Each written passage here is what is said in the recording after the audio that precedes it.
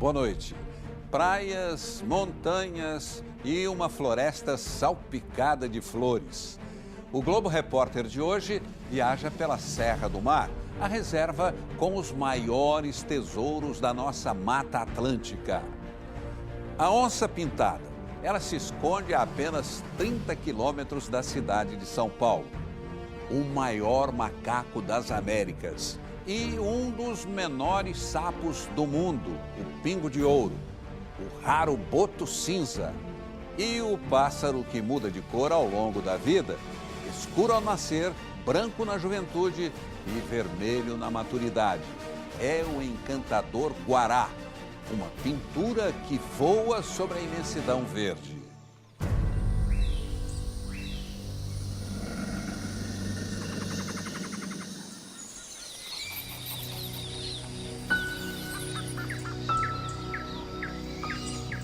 Uma longa cortina de montanhas e floresta debruçada sobre o mar. Litoral de São Paulo, coração da parte mais preservada da Mata Atlântica. E como é prazeroso conhecer estas feras do bem. Ao longo da nossa reportagem, descobrimos um pacto de amor. Um acordo fechado por criaturas de várias espécies. O objetivo? Salvar este rico patrimônio brasileiro.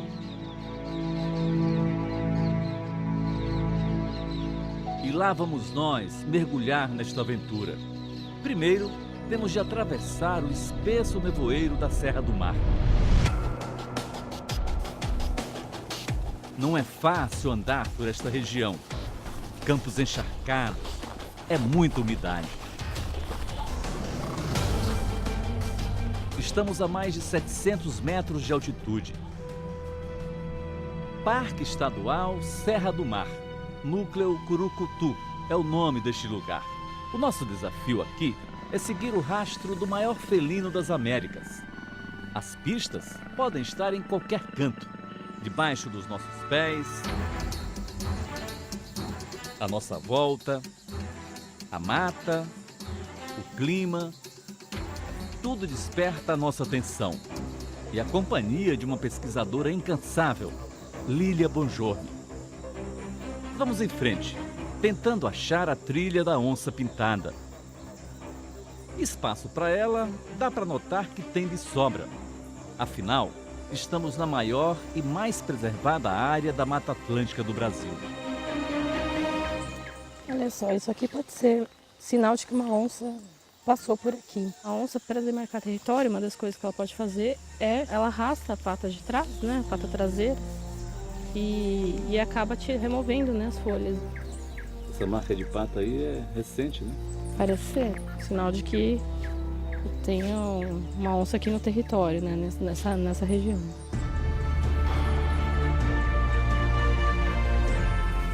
Quem sabe a rainha da floresta pode estar por perto, rindo da minha falta de jeito.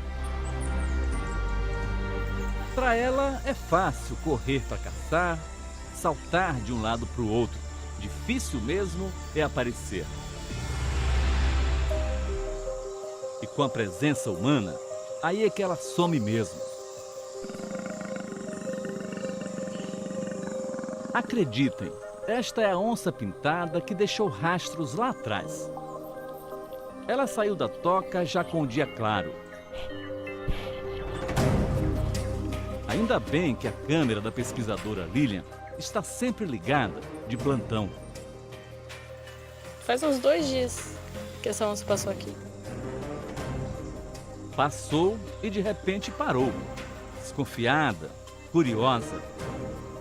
Estaria ela pensando no que vai fazer agora? Claro, é melhor conferir que troço é esse. Sentir o cheiro da câmera da pesquisadora. Você já tinha registrado uma onça pintada? Na verdade, a gente fez alguns registros, né, desde 2015 a gente fez alguns. Mas a gente ainda não tinha conseguido identificar se era macho ou fêmea. Mas desta vez, a onça deixou Lilian mais do que feliz. Um flagrante inédito, cheio de detalhes. Chegou bem perto da câmera. Deu uma lambida lá na câmera. Foi. O bicho deu uma deitadinha aqui. Dessa vez a gente viu certinho que é macho. Ainda fez um xixi na direção da... Então, também, tá, né? Demarcou o território por aqui também. Precisamos ficar atentos e respeitar. Estamos no reino da pintada. Nesse território tem ainda uma área razoável para elas.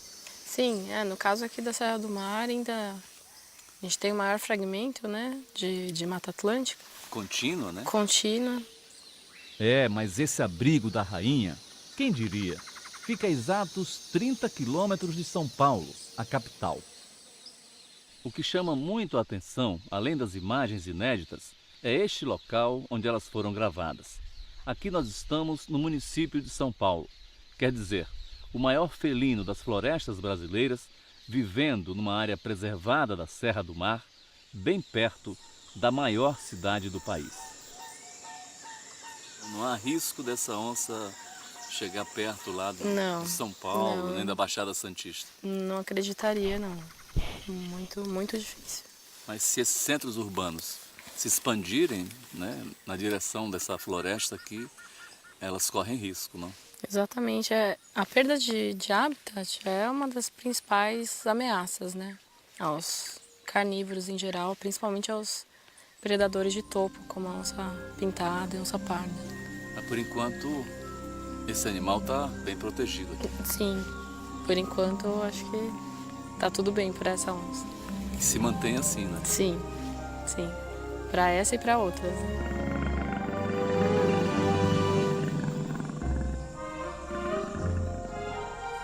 Quando a floresta é protegida, os animais silvestres ganham vida segura e integração perfeita com a natureza. Agora estamos no território destes simpáticos equilibristas.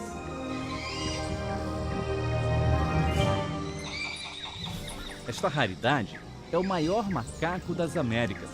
Nome completo, Muriqui do Sul. É o nosso Muriqui, mestre na arte de fazer rebrotar a mata, um semeador de paixões.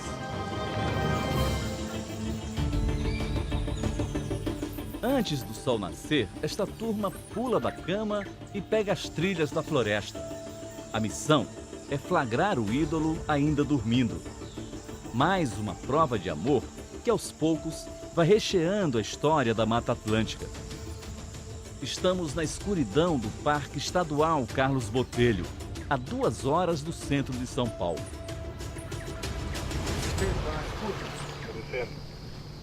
Tá, prossiga então.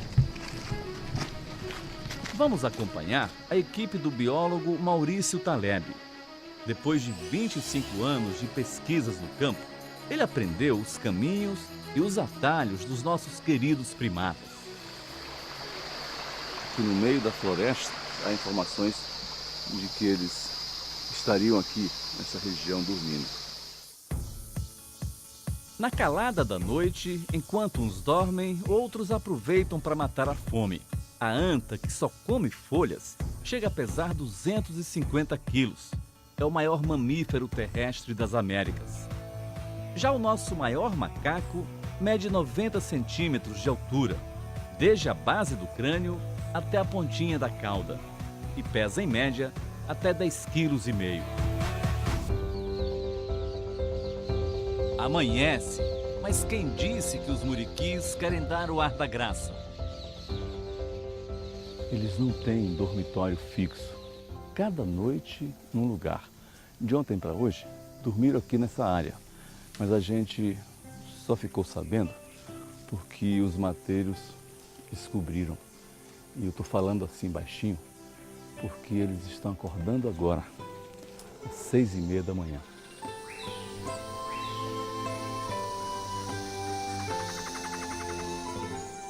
Os muriquis são considerados bons jardineiros da Mata Atlântica, não só porque cuidam bem da floresta, mas como se alimentam de frutas, espalham as sementes de várias espécies de árvores.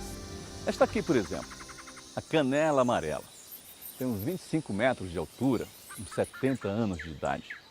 Provavelmente foi plantada pelos bisavós do grupo que está aqui. Essa também é uma árvore plantada pelos muriquis?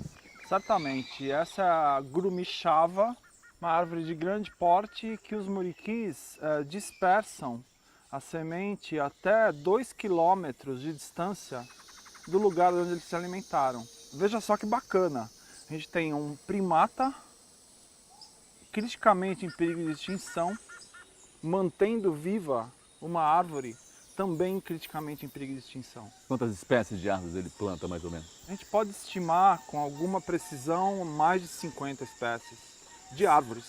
De árvores frondosas assim? Sim, árvores como essas, temos outras maiores. Temos a copaíba, as canelas, as árvores da família das goiabas. Então o trabalho dele é plantar floresta. Que sentimentos podem provocar esses jardineiros das alturas que não sejam paixão e compaixão? É uma experiência incrível poder entrar na floresta e trabalhar com os muriquis. No início, eu achava que eu nunca ia me achar na mata, né? Eu falava, nossa, eu não vou conseguir andar aqui, mas agora eu me sinto em casa. O jeito de viver em grupo dos muriquis, bem que poderia ser imitado por nós, primatas humanos. Eles são de paz, nunca brigam por território, dividem a comida e cuidam dos filhos com muito carinho. Aliás, todos se revezam para cuidar dos pequenos. A infância é meio longa. Até os 3 anos, eles dependem dos cuidados dos pais. E só aos 7 atingem a maturidade sexual. Pelo menos aqui no Parque Carlos Botelho, os muriquis já são íntimos dos pesquisadores e dos mateiros. Tem quantos aí nesse grupo? Esse grupo tem uns 15 a 20 indivíduos, entre machos, fêmeas e filhotes. Você vai sempre seguindo o caminho que eles fazem aí. Isso. E o seu sentimento pelos muriquis, como é? Amor? Amor, do tempo que eu trabalho, ver se veja nascendo, o filhote até ficar adulto, acompanhando. A gente observa ali 4 fêmeas. Muito próximo delas, a gente vê esse filhote, um filhote ali recém-nascido, tem 3, 4 meses de idade. A mãe está próximo. Aquela outra fêmea próxima dela, provavelmente a irmã, ou seja, é a tia desse filhote. Então, muriquis vivem em grupos familiares. Então, as fêmeas estão sempre juntas. Esse filhote representa o futuro da espécie. O muriqui é um animal exclusivo da Mata Atlântica. Não há em nenhuma outra floresta. Eram 400 mil quando o Brasil foi descoberto. Hoje, são apenas 1.500 vivendo na Serra do Mar.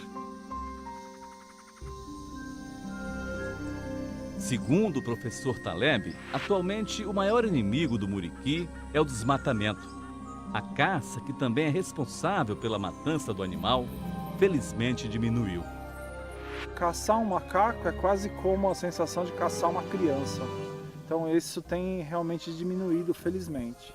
E é muito importante dizer que o muriqui hoje tem um valor muito grande e vivo. A gente sente como se eles fossem nossos. Como se fossem parte da família? Isso.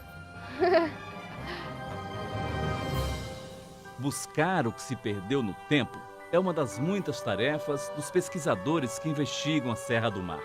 Nós vamos procurar agora um morador da mata que há cerca de 40 milhões de anos vivia no anonimato. Tão escondido que até 2014 nem a ciência sabia da existência dele. 2 biólogas e uma missão que parecia impossível. Thaís e Juliane tanto insistiram, tanto procuraram, que acabaram achando.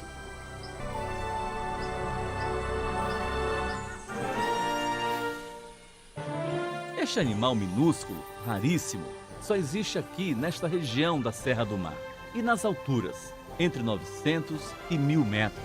É o sapinho pingo de ouro. Estamos nas matas do Núcleo Cunha, Parque Estadual da Serra do Mar. Encontrei um aqui. Cadê? Mas é muito pequeno mesmo. Você consegue pegar assim na mão? Consigo? É menor que uma unha. Eles são muito pequenininhos, eles são miniaturizados. Quer pegar? Ah, quero. Pode ser? Levinho. Não é todo dia que a gente pode colocar assim na mão uma raridade da natureza. Não é tóxico? Eles têm uma toxina na pele que é a mesma toxina do peixe baiacu. E os efeitos ainda sobre os animais, os homens, não são conhecidos, né? Mas que eles são tóxicos a gente consegue ver por essa coloração forte e alaranjada. Mas a notícia que elas trazem não poderia ser melhor. Nesta área onde vivem os sapinhos, a mata está intocada. Essa espécie só está aqui nesse lugar porque é um contínuo de mata muito bem preservado, que está de pé aí porque é uma área protegida ainda. É uma espécie que depende de florestas úmidas em bom estado de conservação. E só ganhou identidade, o reconhecimento científico, depois de um exaustivo trabalho. Foram pelo menos 4 anos de pesquisa extensiva aqui na região, coletando bichos, coletando informações, gravações.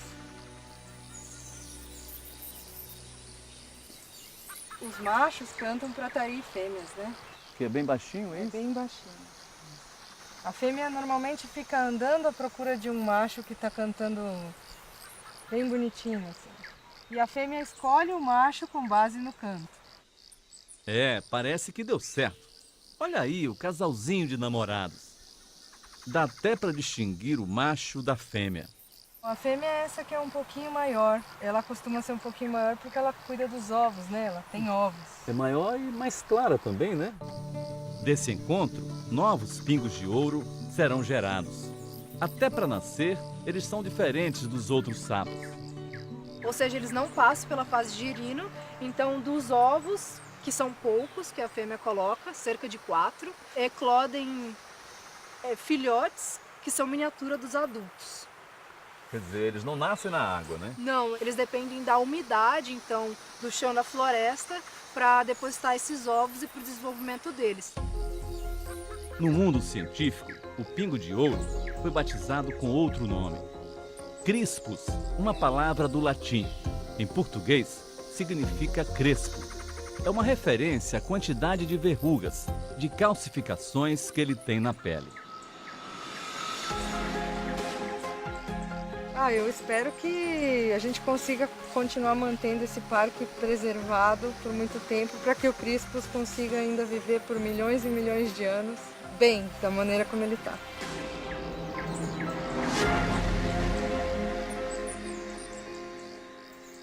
O guará vermelho dá mais vida à Serra do Mar. O boto cinza nada tranquilo em praias limpíssimas. É daqui a pouco.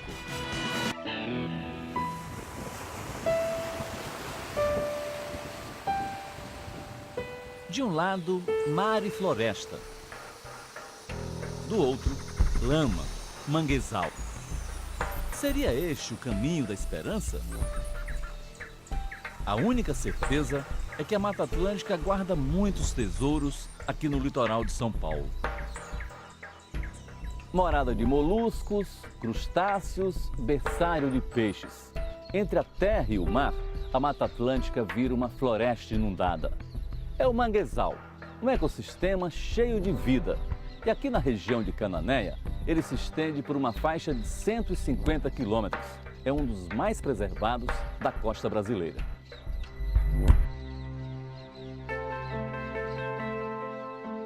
E como é abundante a mistura que a natureza fez neste pedaço do Brasil. Água salgada, água doce, lagoas, praias, vida selvagem, vida marinha.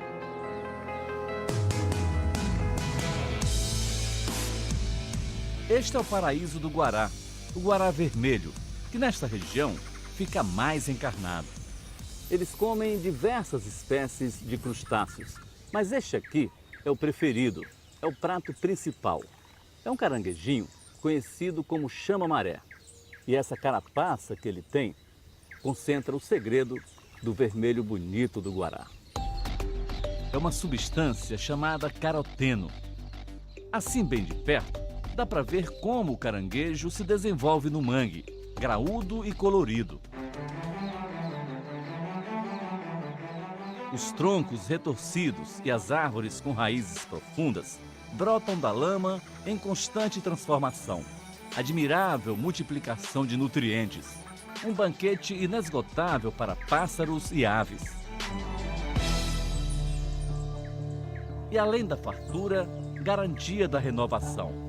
Aqui, os guarás fazem seus ninhos e se criam até alçar voo e ganhar o mundo.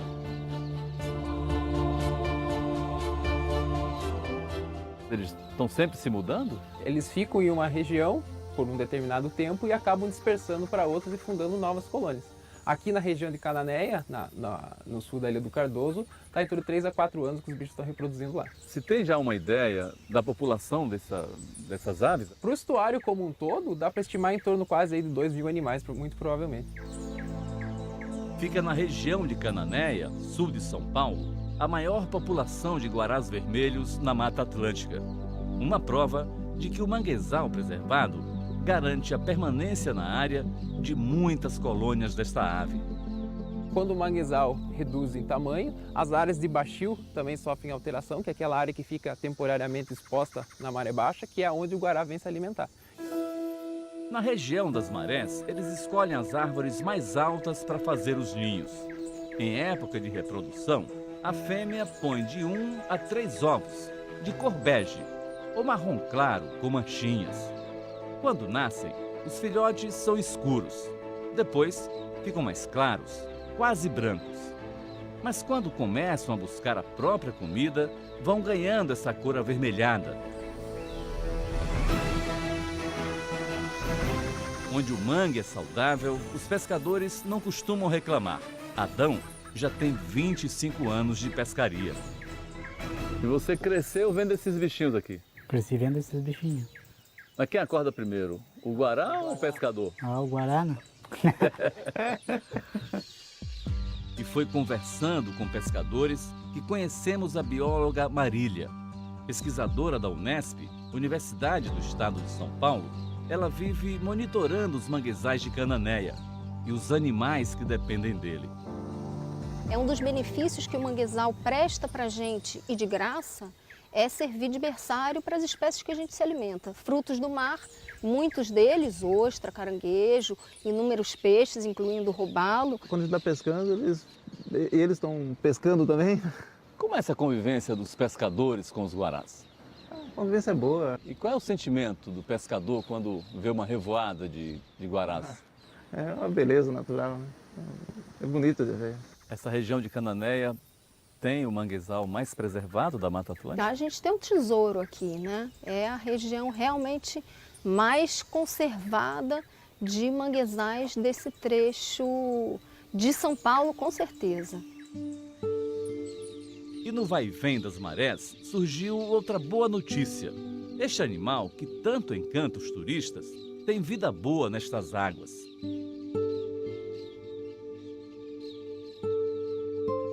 O estuário de Cananéia é um dos paraísos do boto cinza. Inteligente, escolheu o lugar certo para morar. Também pudera. Com tantos nutrientes que vêm do mangue, comida tem de sobra. Carinho e atenção também. São observados quase que diariamente por uma equipe que se dedica ao estudo da espécie. O boto ele representa o topo da cadeia alimentar. E onde a gente encontra botos em níveis populacionais elevados, a gente pode afirmar que eles são sentinelas da qualidade de vida daquele ambiente. O ambiente é saudável. E a população aqui está bem alimentada? Tem bastante peixe para esses botos? Essa é uma área propícia para essa população de boto cinza, porque a gente tem filhotes todo o ano aqui. Os pesquisadores calculam que pelo menos 400 botos vivem hoje na região de Cananéia. A reprodução é lenta, apenas um filhote a cada 3 anos. E num ambiente assim, saudável, o boto cinza vive entre 30 e 35 anos.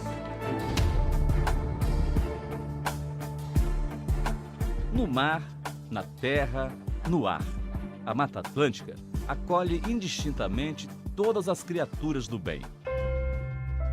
Dá para imaginar a quantidade de revoadas que diariamente cruzam este céu?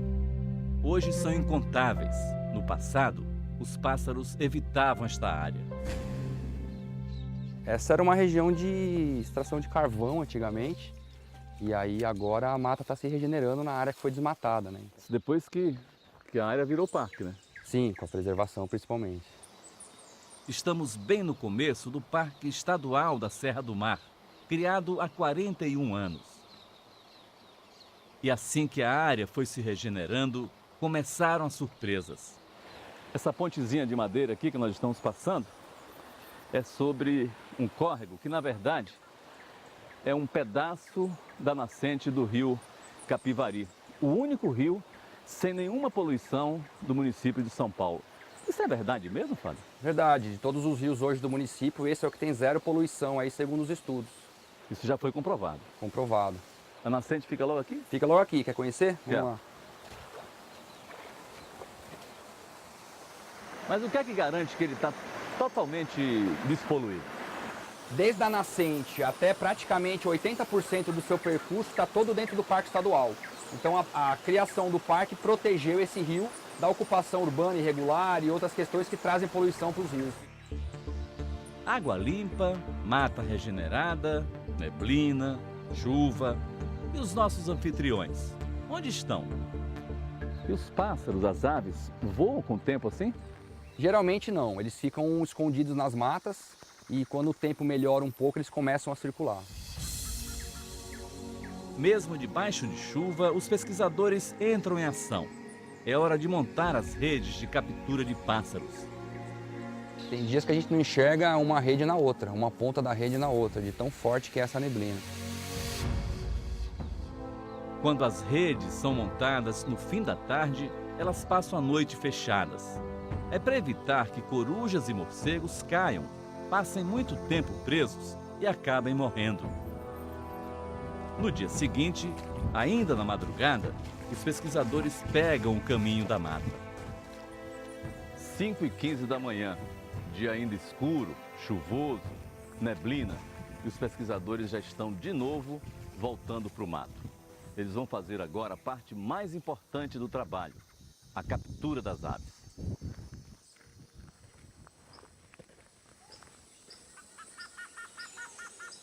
Sem querer, acabamos acordando os passarinhos com a luz das nossas lanternas.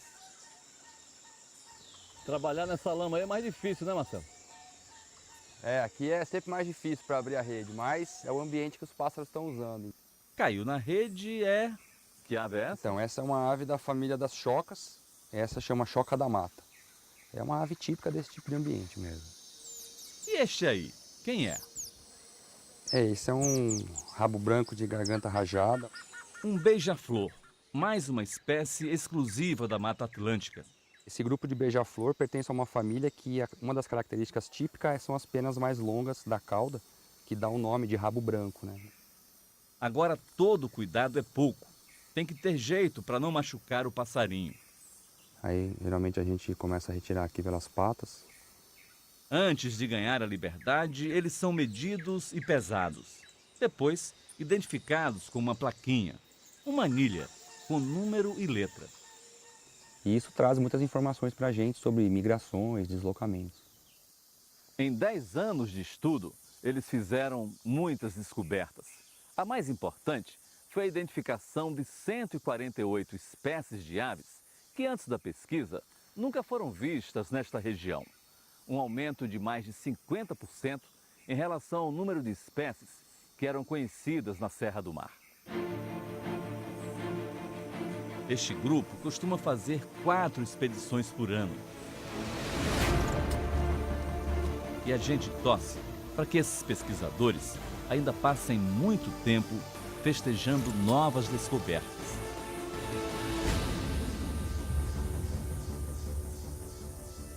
Quais as espécies mais ameaçadas da Mata Atlântica? E os frutos do futuro que brotam na floresta mais rica do Brasil? É daqui a pouco. Um silêncio assustador. Nem as folhas se mexem, nenhum barulho. Cadê os bichos da floresta? Onde estão? Seguimos as trilhas de quem trabalha de olho no futuro da Mata Atlântica. E como anda a saúde desse patrimônio tão importante para os brasileiros? É o que esses pesquisadores tentam descobrir nas avaliações que estão fazendo. Esse pedaço aqui é o pedaço que vocês escolheram para trabalhar, é isso? Esse é o nosso laboratório vivo, né? Laboratório vivo, é isso mesmo. No Parque Estadual Carlos Botelho, no sul de São Paulo, os biólogos estudam a profunda ligação entre os animais e a floresta. Essa relação de dependência é tão necessária quanto plantar e colher. Mas enquanto eles avaliam o que estão encontrando no laboratório vivo, fomos buscar sinais de vida silvestre em outra área protegida da Serra do Mar. Se a gente tivesse adiantado um pouquinho mais o passo, talvez desse de cara com uma onça que passou aqui por essa estrada. Vejam aí, ó. As pegadas são muito recentes. Quanto tempo tem que ela passou aqui, mais ou menos, seu Paulo? Faz uma meia hora que ela passou. Tá aí adiante, né? Tá logo próximo ali. E elas costumam sempre passar por aqui? Costuma. Aqui é o caminho deles passar aqui. É a pintada, seu Paulo? Não é a parda. É a parda? É a parda. É. Tem bastante aqui? Tem bastante. Quando a mata é bem preservada, a vida é mais abundante para todos. Rios com águas limpas, cachoeiras, espaço e comida à vontade. Mas quando a mata perde suas terras para madeireiras e cidades que avançam sobre ela, os animais entram em desespero. E quantas vezes já vimos a onça parda tentando se abrigar na selva de pedras? A floresta, ela dá a casa para os animais, mas quem mantém a casa são os animais. Uma floresta vazia vai empobrecendo cada vez mais biologicamente. Está nas nossas mãos a conservação da Mata Atlântica. Um não vive sem o outro. Os animais morreriam sem a floresta. E a floresta?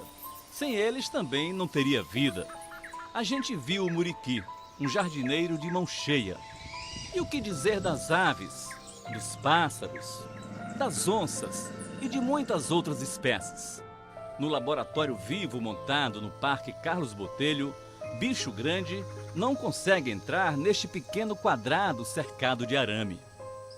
Esta é a experiência do biólogo Mauro Galetti. Neste pedaço de mata, por exemplo, onde os mamíferos não têm acesso, são poucas as variedades que nascem. O biólogo explica que onde os grandes animais conseguem circular, há grande diversidade de espécies de árvores. E isso é garantia de vida saudável da Mata Atlântica. O papel desses grandes mamíferos é que não deixar que tudo fique igual. E essa é a riqueza da Mata Atlântica. Cada metro quadrado é diferente. A pesquisa ainda não foi concluída, mas a experiência do laboratório vivo, que simula o que acontece com a Mata Atlântica sem os grandes mamíferos, já indica um sinal de alerta, um grito de socorro. Quais são as espécies mais ameaçadas? Sem dúvida nenhuma, a onça pintada, que tem menos de 300 indivíduos em toda a Mata Atlântica, do Nordeste até a Argentina, e os queixadas também. O queixada revira o solo, dispersa sementes. O queixada também está na lista dos animais ameaçados de extinção. E a situação do nosso querido e eficiente jardineiro é uma das piores. Não é à toa que o muriqui, o nosso maior macaco, é chamado de monocarvoeiro. Vivia brigando contra invasões e derrubadas ilegais de seus territórios. Morria vendo as árvores do seu paraíso virando carvão em carvoarias clandestinas. Quando o Brasil foi descoberto, a Mata Atlântica era uma das mais ricas e mais belas florestas do planeta. Se estendia frondosa e saudável por 17 estados brasileiros, do Piauí ao Rio Grande do Sul. Mas ao longo dos anos ela foi murchando, sumindo, exibindo buracos enormes. Hoje restam 10% da cobertura original. Mas onde ficam as áreas mais preservadas da Mata Atlântica? Aqui. exatamente onde nós estamos, onde é o coração da Mata Atlântica. A Serra do Mar foi preservada por conta do relevo acidentado, mas nós temos ainda uma ameaça muito grande nas bordas, então é muito importante que as cidades também planejem o seu crescimento. Antes daqui era tudo desmatado, a madeireira que funcionava aqui. E o senhor trabalhava na madeireira? Trabalhava junto com meu pai. Fazendo o quê? Desmatando, derrubando madeira. Mas ajudou também a plantar essas araucárias? Ajudei a plantar tudo. É mesmo? É. Todas elas aqui? Todas elas, todas elas. E levou quanto tempo plantando essa floresta? Levamos 2 anos. E o palmito de Jussara? Quantas palmeiras foram derrubadas na Mata Atlântica para alimentar a produção ilegal? A Jussara continua na lista das espécies ameaçadas? Sim, desde a lista oficial de 1992, ela já entrou e continua até hoje como ameaçada de extinção. O milagre da multiplicação dos frutos. A Mata Atlântica, apesar de tão maltratada, aos poucos está renascendo. Vamos acompanhar a rotina que este grupo cumpre todos os anos. São moradores de Ubatumirim, município de Ubatuba, litoral de São Paulo. A pequena comunidade de 105 famílias vive da agricultura, mas preserva com carinho uma palmeira que já foi extinta em outras regiões do Brasil. É a Jussara, alta, esguia e de tão cobiçada, virou raridade. É um prato saboroso para 70 animais silvestres e ajuda a alimentar o homem também. No caso de Ubatumirim, é o principal sustento dos moradores. Deve ser pesado esse trabalho, hein? É. Não é nada fácil escalar 15 metros apoiado apenas numa alça que parece frágil. Como é que você chama esse equipamento aqui? A gente chama de picunha. Picunha. É a escada que eles usam para subir a Jussara aí. Na verdade é um saco de farinha. E lá em cima, haja força e braço para cortar o cacho carregado. Cada pé de Jussara tem 4.800 coquinhos, mais ou menos. Mas eles só colhem um quarto disso, 1.200 em média. Como vive em harmonia com a natureza, a comunidade deixa a maior parte da safra para os animais silvestres. Ela atrai um monte de espécies, né? É por isso que ela é tão valorizada dentro da Mata Atlântica. Mas quais são os animais que comem mais a Jussara? As aves, os pássaros? As aves, o saraçari, o tucano. Mas nenhum deles é mais guloso que este aí do bico grande. Com certeza a geração dessas crianças aí também vai preservar a Jussara, né? Vai, ela planta também Jussara, né, Zô? Ajuda a gente a plantar, ajuda a semear os coquinhos. A Jussara está na lista das espécies criticamente ameaçadas de extinção. Apesar de ser proibida a sua derrubada, é perseguida pelas indústrias clandestinas de palmito. Mas aqui em Ubatumirim, os moradores descobriram que é muito mais vantajoso colher os frutos e manter a palmeira preservada. Em época de safra, cerca de 10 famílias trabalham no beneficiamento do coquinho.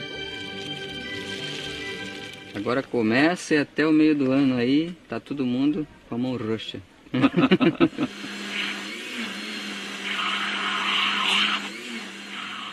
Opa, obrigado, Ana Rosa.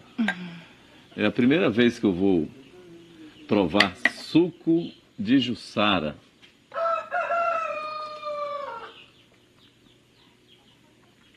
O sabor é muito parecido com o sabor do açaí. Isso é uma riqueza que a gente tem aqui na Mata Atlântica, né? A gente trabalha e preserva.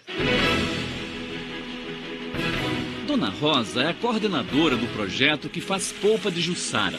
O trabalho é feito nesta pequena indústria da comunidade.